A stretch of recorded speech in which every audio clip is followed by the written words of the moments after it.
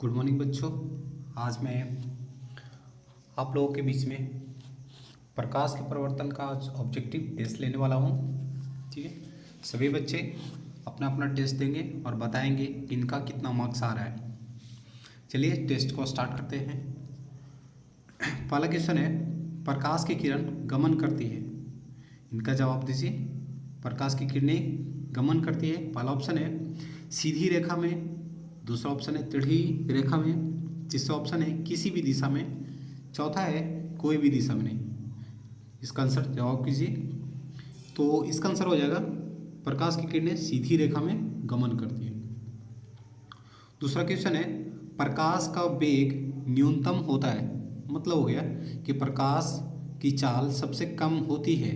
तो प्रकाश की चाल सबसे कम होती है किस में? तो प्रकाश की चाल सबसे कम होती है कांच में।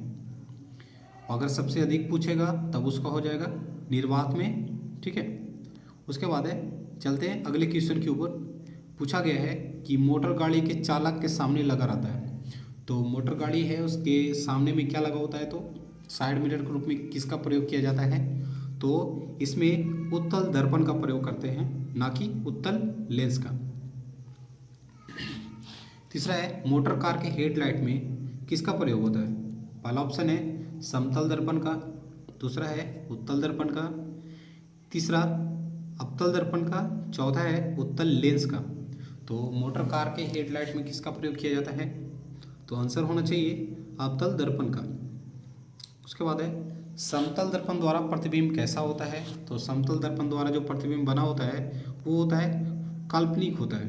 ठीक है, अगला है लेंस की क्षमता का एसआई मात्रक क्या होता है? तो लेंस की क्षमता का एसआई मात्रक क्या होता है? तो डायोप्टर होता है। उसके बाद प्रकाश की किरणें का पथ दर्शाने वाले चित्र को कहा जाता है। प्रकाश की किरण के रास्ते को जिस चित्र के द्वारा दिखाया जाता है उसे हम लोग क्या कहते हैं? तो उसे किरण आरेख कहा जाता है। ठीक है, नेक्स्ट चलते हैं नेक्स्ट की ओर। अगला है 2D क्षमता वाले फोकसांतर का होता है। यानी कहने का मतलब जिसकी क्षमता 2D दो डायोप्टर होगी उसका फोकसांतर क्या होगा? तो ध्यान रखिएगा, आपसे ये एग्जाम में ज़्यादातर पूछेंगे। अगर आपका जो फोकसांतर की बात करेगा तो सेंटीमीटर, ध्यान रखिएगा आप हमेशा क्या कीजिएगा 100 में डिवाइड दे दीजिएगा। जितना क्षमता रहे उससे काटेंगे तो कितना आ जाएगा? 50 आ जाएगा। यानी आपका आंसर क्या होगा? 50 सेंटीमीटर हो जाएगा। नेक्स्ट चलते हैं, किसी उत्तल लेंस की फोकसांतर 50 सेंटीमीटर है तो उसकी क्षमता ज्ञात करें। ध्यान रखिएगा कि अगर आपका फोकस दूरी सेंटीमीटर में है तो आप सिंपली क्या कर सकते हैं? 100 में डिवाइड 50 से कर सकते हैं। ठीक है, इससे आपका निकल जाएगा। ठीक है, तो ये हो जाएगा 2D। लेकिन बात थोड़ा ध्यान रखिएगा, अगर उत्तल लेंस बोलेगा तो प्लस में आंसर होगा, अवतल बोलेगा तो उसका आंसर माइनस में होगा। ठीक है, तो इसका आंसर हो जाएगा 2D। ठीक है, प्लस में। प्रकाश किरणों के समूह को कहा जाता है। तो प्रकाश की किरणों को समूह कहा जाता है प्रकाश किरण पुंज कहते हैं। ठीक है, ऑप्शन नंबर बी हो जाएगा। आगे है उत्तल लेंस की क्षमता होती है। तो उत्तल लेंस की क्षमता क्या होगी? तो इसका हो जाएगा धनात्मक।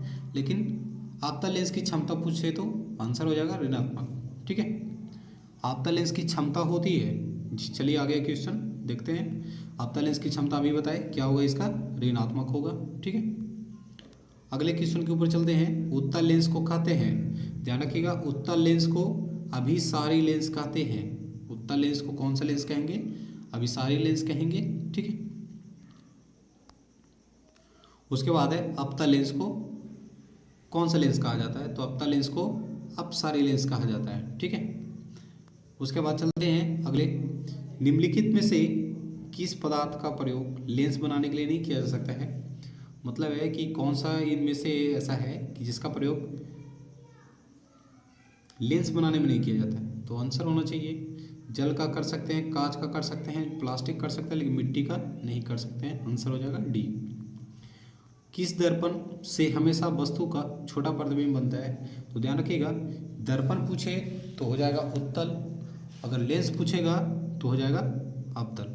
यानी सीधी बात याद रखिएगा, कि दर्पण में किस दर्पण में छोटा प्रतिबिंब बनता है तो उत्तल में, और किस दर्पण में बड़ा प्रतिबिंब बनता है तो अवतल में। लेकिन बिल्कुल अपोजिट होता है लेंस में, ठीक है। उत्तल दर्पण बराबर होता है अवतल लेंस, और अवतल दर्पण बराबर होता है उत्तल लेंस, ठीक है। किस दर्पण में वस्तु का बड़ा प्रतिबिंब बनता है, तो अब आ गया कि बड़ा प्रतिबिंब किस में बनेगा तो अवतल में बनेगा, ठीक है। अगला है प्रकाश के प्रवर्तन की कितने नियम हैं, तो प्रकाश के प्रवर्तन के 2 नियम हैं। जब प्रकाश की किरण हवा से कांच में प्रवेश करती है तो मुड़ जाती है। तो ध्यान रखिएगा, अगर प्रकाश की किरण, ठीक है, प्रकाश की किरण विरल माध्यम से, ठीक है, विरल माध्यम से सघन में जाएगी, ठीक है, विरल माध्यम से अगर सघन में जाती है तो ये अभिलंब की ओर मुड़ेगी, अगर सघन से विरल में जाएगी तो अभिलंब से दूर हटेगी। तो सीधी बात है, हवा जो होगा विरल माध्यम होगा, कांच क्या होगा सघन माध्यम। तो हवा जा रही है कांच में, यानी अभिलंब की ओर मुड़ेगी, यानी ऑप्शन क्या होगा तो अभिलंब के निकट, ठीक है। अगला क्वेश्चन है, फोटोग्राफी कैमरा का दृश्य होता है, मतलब फोटोग्राफी कैमरा होता है उसका जो दृश्य बनता है उसमें कैसा लगा होता है, क्या लगा होता है, तो उत्तल लेंस का प्रयोग करते हैं। उसमें किसका प्रयोग करेंगे, उत्तल लेंस का प्रयोग करेंगे। आगे है साइड मिरर ग्रुप में किसका प्रयोग किया जाता है, तो साइड मिरर में किसका प्रयोग करेंगे तो उत्तल दर्पण का प्रयोग करेंगे, ना कि उत्तल लेंस का, ठीक है। आगे चलते हैं, एक अवतल दर्पण की फोकस दूरी 10 सेंटीमीटर है तो उसकी वक्रता त्रिज्या क्या होगी, तो ध्यान रखिएगा इसका वक्रता त्रिज्या और फोकस दूरी के बीच रिलेशन क्या होता है तो A बराबर R/2 होता है। इसमें आपको बोल दिया फोकस दूरी दे दिया है क्या 10 सेंटीमीटर, तो आप 10 बराबर R/2 रख सकते हैं, यानी R का वैल्यू कितना हो गया 20, ठीक है। तो आपका आंसर क्या हो जाएगा 20 सेंटीमीटर हो जाएगा, ठीक है। उसके बाद है निर्गत किरण और अभिलंब के बीच बना कोण क्या कहलाता है, तो ध्यान रखिएगा निकलने वाली किरण, ठीक है, निर्गत किरण को क्या बोलते हैं हम लोग आपतित किरण, सॉरी, निर्गत किरण और अभिलंब के बीच बना कोण, यानी जब प्रकाश परावर्तक सतह पर पड़ती है तो लौटने वाली किरण और अभिलंब के बीच बना कोण क्या कहलाता है तो परावर्तन कोण कहलाता है, ठीक है। चलते अगले के ऊपर चलेंगे, ठीक है। सरल सूक्ष्मदर्शी में किसका प्रयोग होता है, तो कोई भी सूक्ष्मदर्शी हो उसमें प्रतिबिंब को बड़ा देखने के लिए किसका प्रयोग करेंगे तो उत्तल लेंस का प्रयोग करते हैं। उसके बाद है अगले क्वेश्चन की तरफ चलते हैं, किस लेंस के द्वारा सिर्फ काल्पनिक प्रतिबिंब बनता है, तो ध्यान रखिएगा यहाँ पे गलती हो गया है, तंता लिखाया हुआ है, तो ध्यान रखिएगा किस लेंस के द्वारा सिर्फ काल्पनिक प्रतिबिंब बनता है, तो ध्यान रखिए काल्पनिक सिर्फ अवतल में बनता है, ठीक है। अगला क्वेश्चन है परावर्तन के नियम आधारित है, तो ध्यान रखेंगे परावर्तन के नियम, पहला नियम कहता है कि आपतन कोण परावर्तन कोण के बराबर होता है, यानी ऑप्शन ये सही हो जाएगा। उसके बाद है काल्पनिक प्रतिबिंब होता है, तो ध्यान रखिएगा काल्पनिक प्रतिबिंब हमेशा सीधा होता है। उसके बाद है लेंस की फोकस की संख्या कितनी होती है, तो ध्यान में रखिएगा एग्जाम के लिए इंपॉर्टेंट है, लेंस में मुख्यतः 2 फोकस होते हैं और दर्पण में 1 फोकस होता है, ठीक है। सर्च लाइट की परावर्तक सतह होती है, तो सर्च लाइट होती है उसकी परावर्तक सतह अवतल होता है, ठीक है। दाढ़ी बनाने में किसका प्रयोग करते हैं तो अवतल दर्पण का प्रयोग किया जाता है, ठीक है। बस इतने ही था आपका, ठीक है। थैंक यू, धन्यवाद।